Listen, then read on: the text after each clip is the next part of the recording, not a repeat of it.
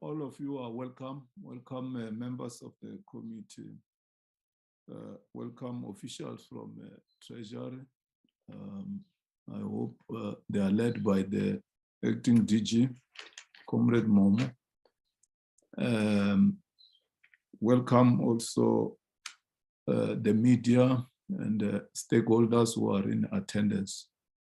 Let's move to the next item, roll call and apologies. Are there apologies? We didn't receive any apologies, sir. Okay, no apology. And then let's move to the main item of the day, briefing by the National Treasury on the Financial Matters Amendment Bill. Who's going to take a lead in this presentation?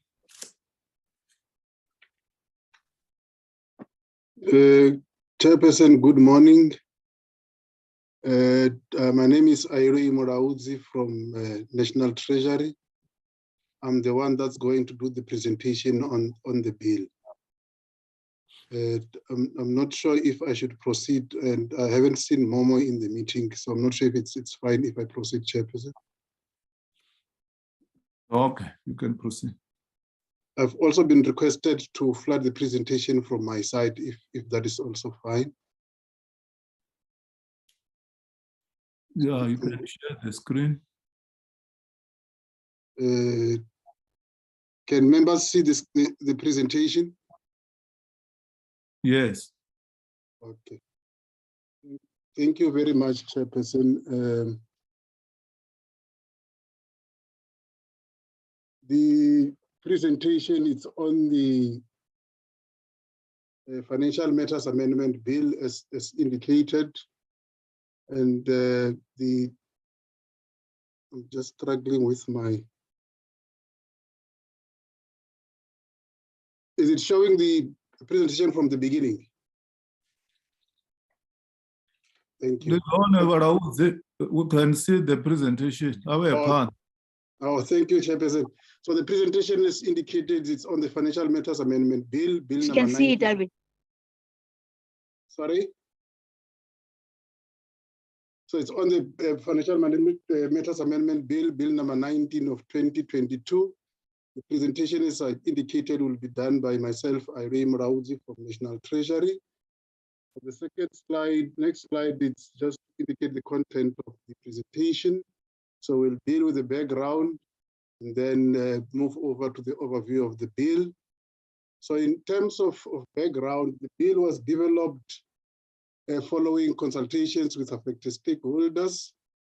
And the bill proposes amendments to, firstly, the Associated Institutions Pensions Fund Act of 1963. Then the other proposed amendments are to the Temporary Employees Pension Fund Act of 1979. Then there's also proposed amendments to the Military Pensions Act of 1976. Then we also proposed amendments to the Government Employees Pension Law of 1996. And also proposed amendments to the Financial and Fiscal Commission Act of 1997. And proposed amendments also to the Land and Agricultural Development Act of 2002. Then we're also proposing amendments to the Auditing Profession Act of 2005. And lastly, the bill proposes amendments to the Auditing Profession Amendment Act of 2021. So the bill was published for comment on 16 February of 2002, with the comment period ending on 15 March of 2022. So the comment period was basically for about a month. So then following the comment period, then the comments were considered and the number of technical revisions were made on the bill. And in August of 2022, Cabinet approved that the bill be introduced in Parliament. So as stated earlier, the bill proposes amendments to the Associated Institutions Pension Fund and the Temporary Employees Pension Fund Act. And this slide talks to those proposed amendments. The proposed amendments to these acts, that is the Associated Institutions Pension Fund and the Temporary Employees Pension Fund Act, is to mainly to align provisions of this act with the administration by the Minister of Finance, and also propose to make consequential amendments thereto, e.g. by reflecting the responsible department and its head, as well as the removal of reference to the requirement to consult the Minister of Finance in some instances. The proposed amendments also update references to other ministers due to the fact that some ministers' portfolios would have changed as reflected in those acts. To align the reference to those ministers to the current portfolios that they are referred to. And then clauses 1 to 5, you would find the amendments proposed to the Associated Institutions Pension Fund Act. And in clauses 6 to 9, that's where the proposed amendments on the Temporary Employees Pension Fund Act would be found. Then the next proposed amendments or amendment is to the Military Pensions Act, and this is in clause 10 of this bill. So the purpose of this amendment is to address discrimination against life partners of military pensioners respectively. Some members may recall that in 2019, the Financial Matters Amendment Act of 2019 was enacted, and it therefore provided for the recognition of life partners for purposes of accessing pension benefits. And then that act, as I indicated, it recognized the life partners. It allowed that life partners may claim benefits from the date that the Amendment Act commenced, which means it was they could only claim from the date when it commenced in 2019. So the proposed amendment to this, the Military Pensions Act, is to provide for the benefits for life partners of members retrospectively, so that they are now allowed to claim from the 27th of April 1994, which is the date when the interim constitution took effect. The interim constitution of 1993 took effect. And they would also be allowed a 12-month period for registration and submission of their claims. So as I indicated, this is to allow that they can now claim from that date. As we all know, that's the date when the right to equality was then provided for in our constitutional dispensation. The next amendment is proposed amendments to the Government Employees Pension Law, and these are found in clauses 11 up to clause 17 of the bill. So the purpose of the amendment is to facilitate the administration and make the clean break principle to apply to members of the Associated Institutions Pension Fund by the amalgamation of these members into the Government Employees Pension Fund. So the GEP law, the Government Employee Pensions Law, provides for a clean break principle for GEPF members. So the proposed amendment is to also provide for this clean break principle, also apply to members of the Associated Institution Pension Fund. So according to the clean break principle, a spouse of a member may claim pension interest immediately upon divorce or dissolution of customary marriage, and not to await a member becoming entitled to his or her pension. And this was an amendment that was also brought about under the Financial Matters Amendment Act of 2019. So what we're basically proposing here is that we extend the application of this clean break principle that was brought about in the Financial Matters Amendment Bill of Act of 2019 to also apply to members of the Associated Institutions Pension Fund. And then the next proposed amendment is amendments to the Financial and Fiscal Commission Act, which is contained in clause 18 of the bill. And the purpose of the amendment is to enhance good corporate governance.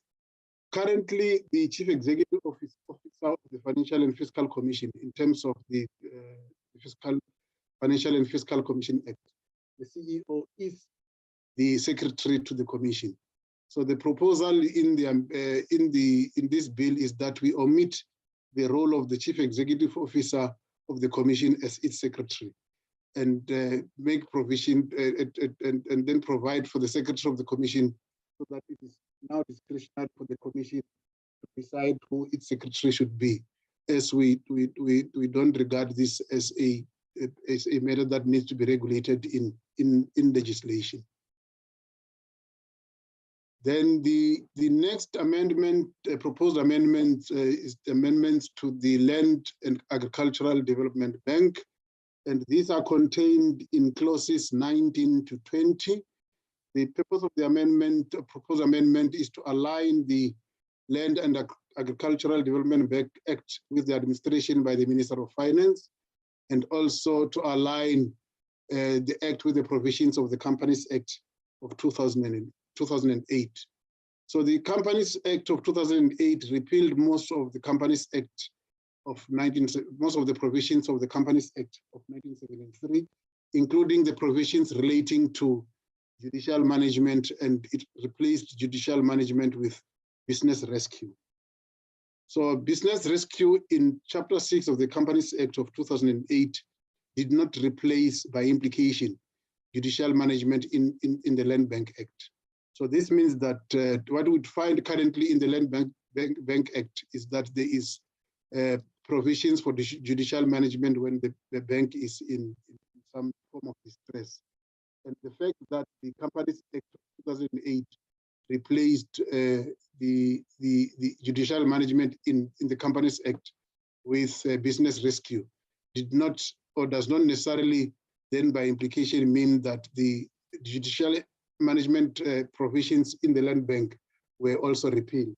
So this amendment therefore proposes the replacement of provisions for judicial management for the Land Bank with business rescue in terms of the Companies Act, which would mean that if the proposed amendments are acceptable, then the provisions on business rescue as provided for in the Companies Act would then apply or be applicable to the Land Bank when necessary. And then the liquidation provisions in Chapter 6, it should be noted that the liquidation provisions in Chapter 6 of the Companies Act do not apply to the Land Bank. Since in terms of Section 44 of the Land Bank, the bank can only be wound up through an Act of Parliament. Then the next proposed amendment is amendment to the Auditing Profession Act of 2005. And this we find the proposed amendments in clause 21 of the bill. The purpose of this amendment is to strengthen sanctions for auditors admitting guilt of serious improper conduct. So the proposal then adjusts the powers of the Enforcement Committee where an auditor admits guilt. Therefore, even the Enforcement Committee's view is that the improper conduct of the auditor does not warrant a sanction of deregistration or disqualification for registration as an auditor. The proposal is that the Enforcement Committee must then follow what is a process called the admission of guilt, as provided for in the Auditing Profession Act. And then where the Enforcement Committee is of the view that the conduct of the auditor does warrant a sanction of deregistration or disqualification from a registration as an auditor, the proposal is that it must then refer such a matter to the Disciplinary Committee for a full hearing on the sanction. And then the final amendment, proposed amendment, is amendment to the Auditing Profession Amendment Act of 2021. And this we find in clause 22 of the bill, and the purpose of which is to provide that the same processes that apply to alleged improper conduct of auditors, whether committed before or after the auditing Profession Act of 1991, so those processes must apply. So it is proposed that the alleged improper conduct not dealt with before the effective date of the Amendment Act of 2021 be dealt with in terms of the Auditing Profession Act of 2005, which is the Principal Act, after its amendment by that the Amendment Act, with the exception of sanctions. So what it means is that the proposal is that whenever there is an issue of discipline on alleged improper conduct for an auditor, so the same processes that are provided for under the Auditing Profession Act after its amendment by the Amendment Act will apply, except for the sanctions, which means that the sanctions that may be imposed will remain those permissible before the Amendment Act of the Principal Act by the those that are applicable as provided for in terms of the Principal Act before its amendment. And this is for a very simple reason, in that where an improper conduct was committed before the Amendment Act took effect, it is only legally permissible that you apply the sanctions that apply at the time of the commission of the alleged improper conduct, and not use the sanctions that are provided for after the commission of such conduct. We just want to indicate that these amendments, proposed amendment to the Auditing Profession Amendment Act of 2021, are urgently needed by IRBA in order to proceed with disciplinary steps against auditors alleged to have committed improper conduct before the Amendment Act. Because when the Amendment Act took effect, there was an oversight in that it did not provide for a scenario in terms of which process would apply for those alleged misconduct by auditors that would have been committed before the Amendment Act of 2021 took effect.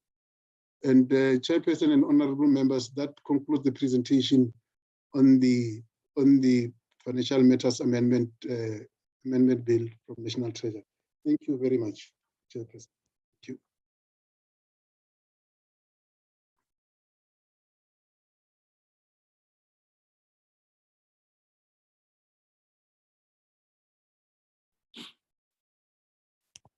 Vopedza vhalauzi. Ndopedza wo Chairperson. Okay, ndo livhuwa. Ro livhuwa.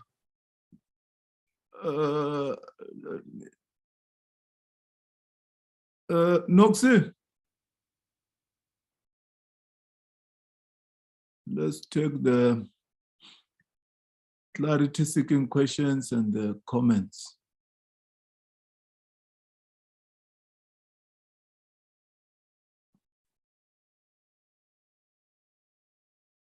Honorable members, do we have clarity seeking questions and or comments? Did you call my name, Chair, or was it for clarity seeking questions? I missed were you calling me or it was a private call? Yes, Chair, it was a private call. We'll talk later. Okay. So now we're taking questions and comments. Mhlonishwa Sikhosana. Yes, Lalo. Okay, over to you. We haven't seen you and heard from you for a long time. Yeah, no, I'm back. You're welcome.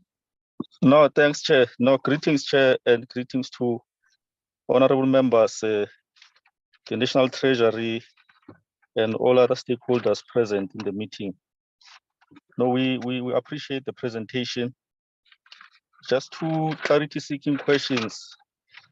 On clause 10, where I think it talks about the issue of addressing discrimination against life partners of military pensioners retrospectively. So what does it mean in relation to those partners that have already claimed and received those benefits? Does it mean they will then have to make claims again in order to cover the other period that was not covered by the current legislation in order to comply with this proposed amendment? And secondly, with regard to the issue of 12-month period for registration and submitting claims allowed, what will happen after 12 months? Those who don't register and submit such applications, does it mean they will then forfeit those benefits after 12 months? Because I think we know our society, I think most of the time they don't respond immediately. They normally take time to do things. I think we've seen with a number of things that when they have to respond to things like this, they normally take time. So those who will then want to make such applications after 12 months, what will happen to them? And lastly, Chair, with regard to clause 18, where it says that currently the CEO of Financial and Fiscal Commission is also the secretary to the commission. So the proposed amendment is that it should omit the role of CEO of commission as its secretary. That the provision for secretary for commission should be discretionary and regulation in legislation not necessary. So I just want to find out what are the difficulties. Were there any challenges that were experienced when you had the CEO who also served as the secretary to the commission?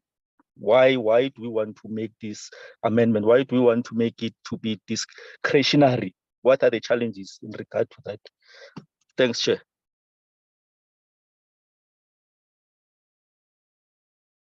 Thanks, Mhlonishwa Skhosana. Dr. George, over to you.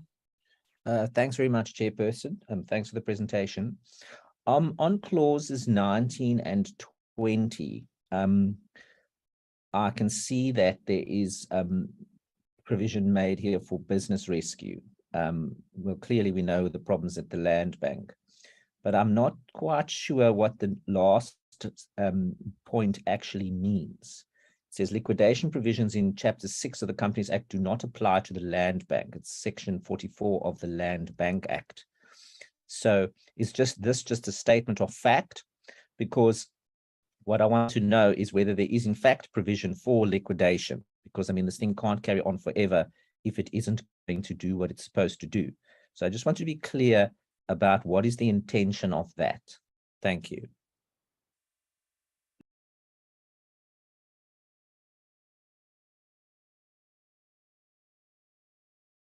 Dr. George, over to you, Mr. Mrauzi and your team. Can you please respond to those questions?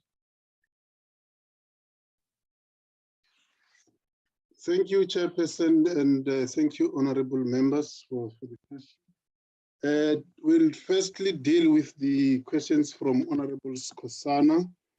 The first question related to clause 10 of the bill, which proposes amendments to the Military Pensions Act. And the question was around what does it mean to those that would have claimed and received benefits before.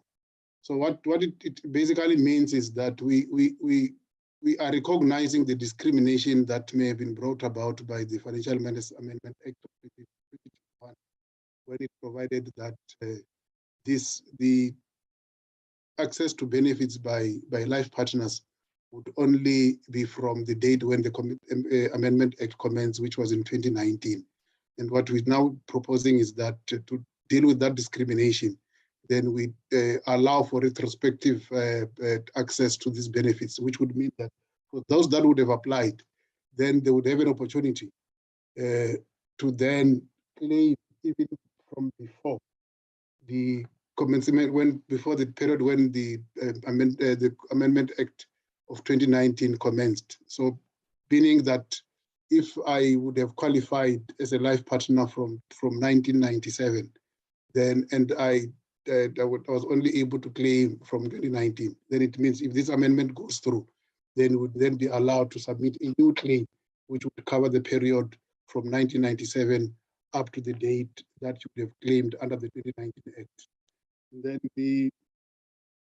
and as I indicated, then the period is only up to 27 April 1994, which would then be the beginning of the time when this benefit would have become available.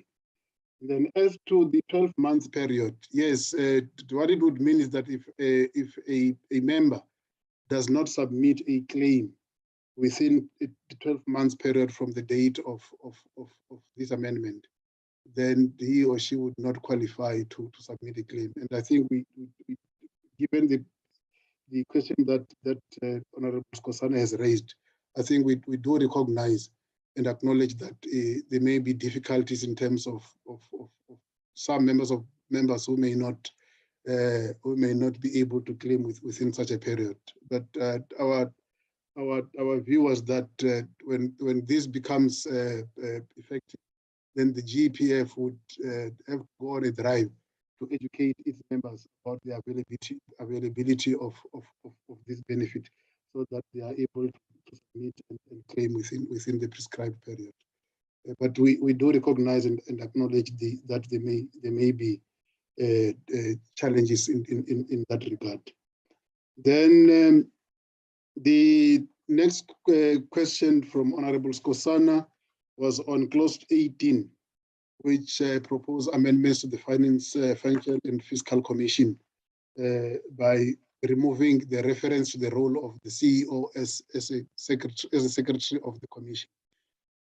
We were informed by the FFC that having the role of the CEO, who is also part of management of the commission, being described as a secretary to the commission in legislation is providing corporate governance challenges for them, and they would rather not have the CEO as the secretary, and rather designate an employee of the commission as a secretary. That's why we're making a point there that it should rather be at the discretion of the commission to decide who should be the secretary of the commission.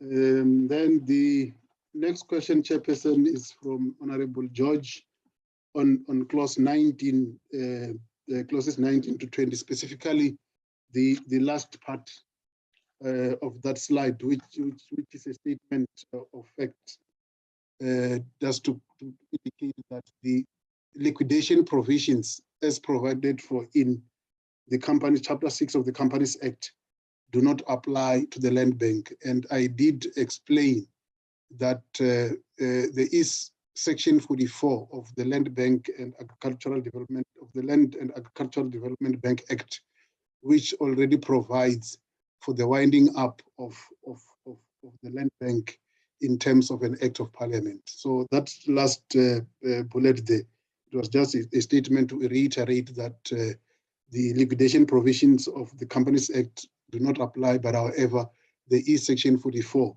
of the Land Bank Act, which does provide for the winding up of the bank in the event that becomes necessary. Thank you, Chairperson.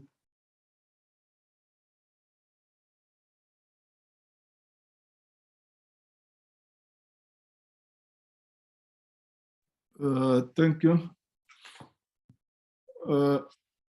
Let's go to clause 22, Varauzi. Can you put it here on the screen? I want to understand what this clause is all about.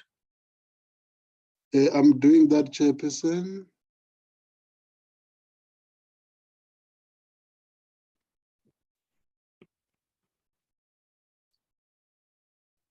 Yeah. Clause 22. Yeah. The purpose of the amendment is to provide that same processes apply to allege improper conduct of auditors, whether committed before or after the Amendment Act proposed. What you are saying is that Parliament should pass an act, and then you are going to punish auditors retrospectively. Is there no provision in the current act to do what you are suggesting here? Can you simplify what the intention of clause 22 is all about? Thank you, Chairperson. Yeah, it's a very technical amendment, and what I would want to indicate is that when the Auditing Profession Amendment Act of 2020 or 2019 was passed, it provided for a new process in terms of how IRBA would deal with disciplinary processes of the auditors. And it also created new structures. And when it created those new structures, it basically then dealt away with the structures that were applicable, that were provided for in the Auditing Profession Act before that amendment. And then it became what it basically saying is that when an auditor who committed an alleged misconduct, either before the Amendment Act or after, then we should use the same processes and same structures that the Auditing Profession Amendment Act provides for. And that does not bring about any unfairness on anybody, because it does not create a new offense which was not there before the amendment. It just provides, the proposal is just to provide for a similar process to apply for those that would have committed the misconduct before, and those that would have committed the misconduct after the Amendment Act took effect. But it does not create or make make an action or an act which would not have been an offense under the old act or under the act before its amendment, and make it an offense in terms of the new amendment. In terms of the Amendment Act, it does not do that. However, that's why we're also emphasizing the fact that even when using the new processes in terms of the Amendment Act, where you're dealing with an alleged misconduct that happened before the Amendment Act, you may not, the IRBA may not impose sanctions that were applicable that were not applicable at the time of the commission of the offense, if the offense happened before the Amendment Act. Maybe let me try and break it down and try and simplify it further, Chairperson. So it would mean that if I committed an offense and charged under the Auditing Profession Act before its amendment, what it would mean is that if I am now charged in 2022, I would be charged on the basis that of the action that was still an offense at the time, but the processes and structures that would be used would be the processes and structures that are provided in the Amendment Act. And if in the Amendment Act, that conduct warrants deregistration, while in the old act, it only warrant maybe a fine, the IRBA would not be able to give me, to sanction me to deregistration, but can only sanction me to a fine, since that is the sanction that was applicable at the time. So I hope that somehow clarifies it, Chairperson. Thank you. No, okay.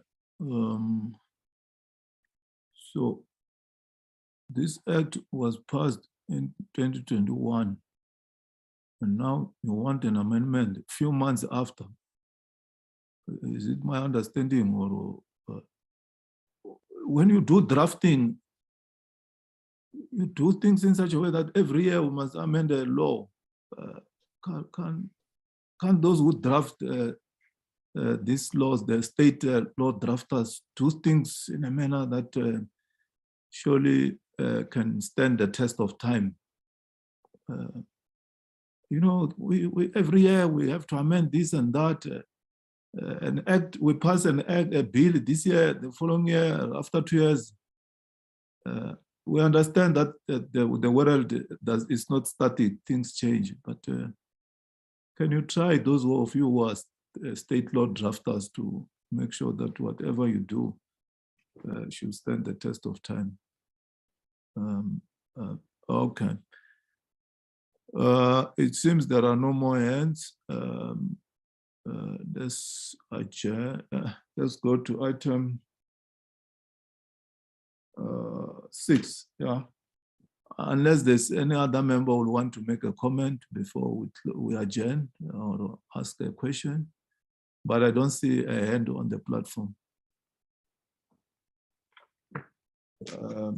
If that is the case, Chairperson, yeah, Dr. George. yes, thanks. I understand the answer on that question about the land bank liquidation, that the Act it will require Parliament to process that, which is a much higher hurdle than any other business that gets itself into trouble. So obviously we'll see what happens during the participation process, but my view would be that perhaps that needs to be an easier hurdle to climb over, given that we can't sustain unviable entities forever, certainly given the state of the economy, etc. So, but I think that's something that can be considered when we have the participation process. But yeah, thanks for the answer. It is clear to me. Thank you. Thanks, Dr. George. Honorable Shivambu. No, thank you very much, Chairperson. I've been trying to raise my hand, and I was struggling because my gadget seemed to had some problems. I didn't hear the explanation on the amendments that are being proposed in relation to land bank, as to why are they being proposed and what is the ultimate purpose, because it appears that there's an intention to dissolve the land bank or to dispose it from the relative control by the state and everything else, and that can't be acceptable, because there's a different way in which the land bank can be handled. We had, after the oversight visit to land bank, proposed some of the legislative changes, which in the report which was adopted by the Steering Committee on Finance, we said that we should repurpose the role of the land bank. If we were to look into the report which was adopted by the Steering Committee on Finance in relation to land bank, there are some legislative changes which we said should be mainstreamed and included in the revised Land Bank Act, so that there's a different purpose of it. And just in context, and to remind everyone else, I had said that instead of it being an institution that goes to the capital markets to look for money, we should make land bank to become a developmental finance institution, which will play a much more significant role in mainstreaming the participation of historically disadvantaged people in mainstream food production, agriculture in general, in the manner that it is, because the manner in which land bank has been operating has preponderantly been benefiting those who were historically empowered. And I don't get the sense about that. Maybe let's get first the clarification of what is the purpose of these amendments, and what do they mean, and what is the ultimate end goal? Because I've got very dependable briefing and that National Treasury intends to let go or dissolve land bank for whatever evil purposes that has led to the dissolution and later on irrational and senseless disposal of the South African Airways. Can I please get that? I might be delaying you, but I had no access, none whatsoever, to what was the explanation on the amendments to land bank. Can you please get that with your permission, Chair? Thank you. No problem, Honorable Shivambu. As you have said, we have adopted that report, and it is going to provide direction when we deal with this amendment. Mr. Mrauzi and your team, can you please respond to the question asked by Honorable Shivambu? Thank you, Chairperson, and thank you, Honorable Shivambu. As indicated earlier, the purpose of the proposed amendment in clauses 19 to 20 is basically to align the Land Bank Act with the administration by the Minister of Finance, and also to align some of its provisions to the provisions of the Companies Act. And I did indicate that specifically the Companies Act of 2008 repealed, which repealed most of the Companies Act of provisions of the Companies Act of 1973. It then dealt away with reference to judicial management and replaced judicial management with business rescue. And the Land Bank Act currently still makes reference to judicial management. And I did indicate that the replacement of judicial management in the Companies Act does not, or did not by implication, also replace reference to judicial management as a process in the Land Bank Act. And therefore, the amendment then proposes that we replace the provision for judicial management in the Land Bank and replace it with business rescue as provided for in terms of the Companies Act. And as I stated, that's basically what the current proposed amendments deal with. And then it indicates that the liquidation processes or provisions in Chapter 6 of the Companies Act do not apply to the Land Bank Act, because Section 44 of the Land Bank Act does make provision on what happens if the land bank is to be wound up. And I did indicate that it makes provision for winding up of the land bank through an act of Parliament. Thank you, Chairperson.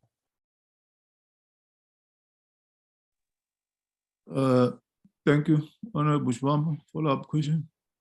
No, thanks, Chair. I think with that in mind, I think this exactly dovetails what we're told, that the purpose of these amendments which are being brought now by National Treasury in relation to Land Bank is to make it easier to later on subject the Land Bank to business rescue practitioners and ultimately or subsequently dispose of it or liquidate of it. And I don't think we must agree to that. I think that in these proposed bills, the financial management amendment bills or whatever, in terms of how it is being framed now, I think let us take out all the amendments that deal with Land Bank, and then consistent with what we as the Standing Committee on Finance and the board of the Land Bank, we then have a special briefing to then look into how do we repurpose the Land Bank in a manner that will be much more sustainable and workable. Because if you remember, Chair, the board members were at pains to explain that the current legislative foundation of the Land Bank is not workable in the manner that can perform, particularly the facilitation of historically disadvantaged individuals into mainstream agricultural economy participation. If there is rationality or logic or superior logic from some of these amendments or the compliance amendments which National Treasury says we must look into, we can include them into a separate amendment of the Land Bank Act, not through this broad legislative amendment that is being proposed there. I think we must not agree to touch the Land Bank now until we have had a much more substantial policy discussion on as to how do we repurpose the Land Bank, what becomes its function and everything else. The manner that is being proposed now is going to make things problematic. So I don't agree that we should. I propose that let's delete all the aspects in the Financial Matters Amendment Bill that relates to Land Bank, and then we specifically deal with the Land Bank Amendment Bill separately.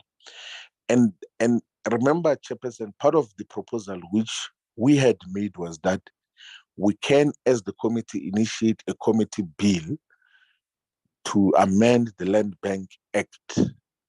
And if that is not permissible, ourselves as private members of Parliament, we can introduce a private members bill to substantially deal with the Land Bank with the purpose of repositioning it as a DFI, because it doesn't make sense that we do not have a developmental finance institution that deals with agriculture in South Africa. You have got a quasi-bank which goes to the capital markets and lends money to agricultural practitioners in more or less the same way the mainstream banks lend to other people.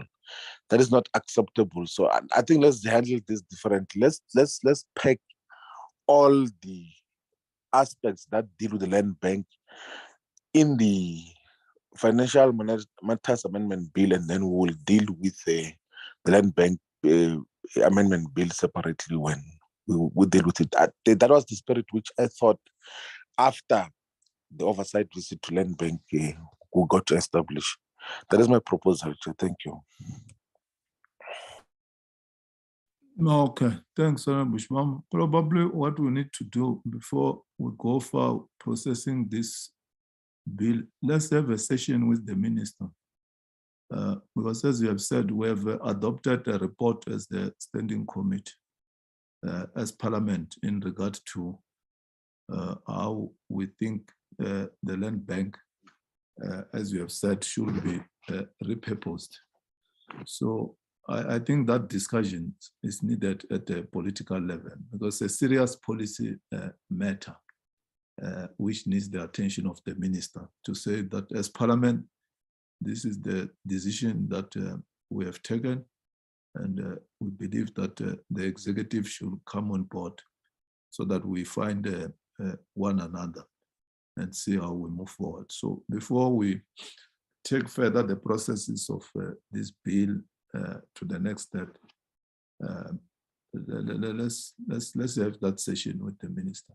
So I think the secretariat will talk to the minister, or if they need that, I write a letter to him, I'll do so. That there's a request from members that we have a session specifically on the land bank, because we have been there and we have taken a decision in that regard as to the direction that the bank should take. Okay.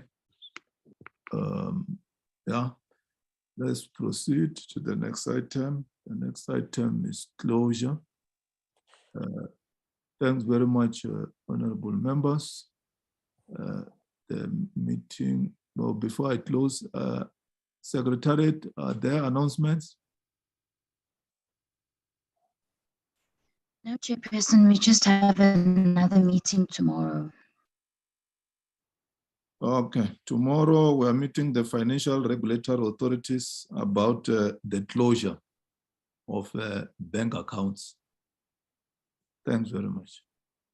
The meeting is adjourned.